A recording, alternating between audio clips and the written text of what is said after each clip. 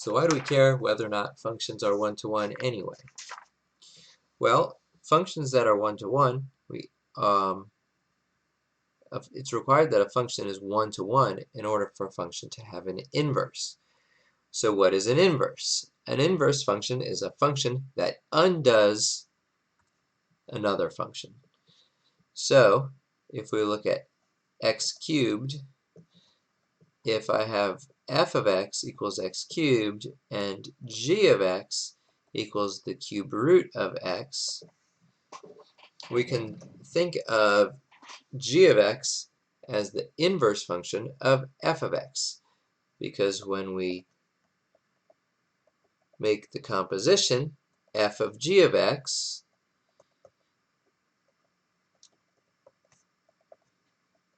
then what we end up with is the cube and the cube root undoing each other and leaving us with just x.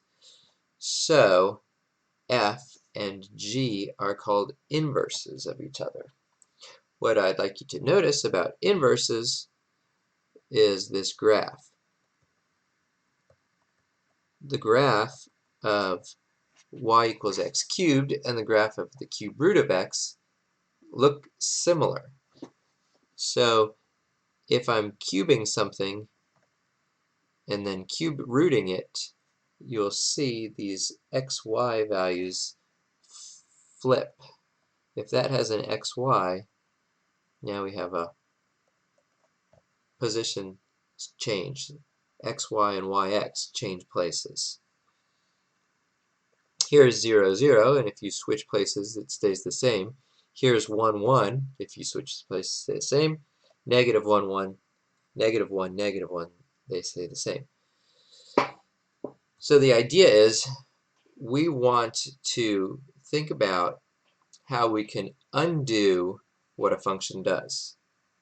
That is, can we look at the operations that a function does and then undo those operations? So for now, how do we see whether or not functions are inverses?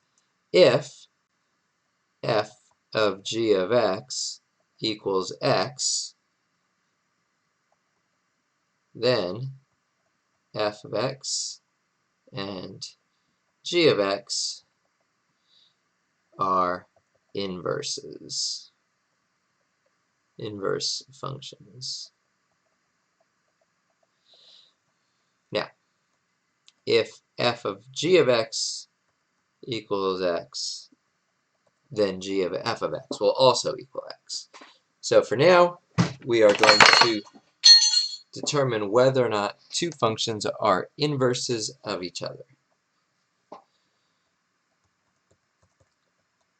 If f of x is 2x plus 3 and g of x is 1/2 x minus 3, are f and g inverses of each other?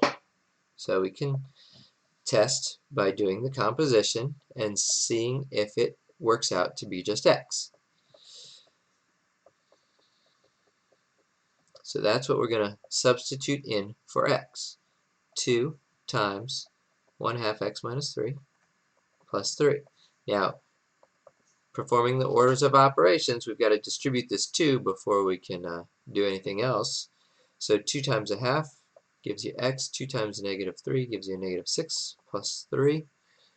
So we are left with x minus 3. Since that is not just x, then they are not inverses.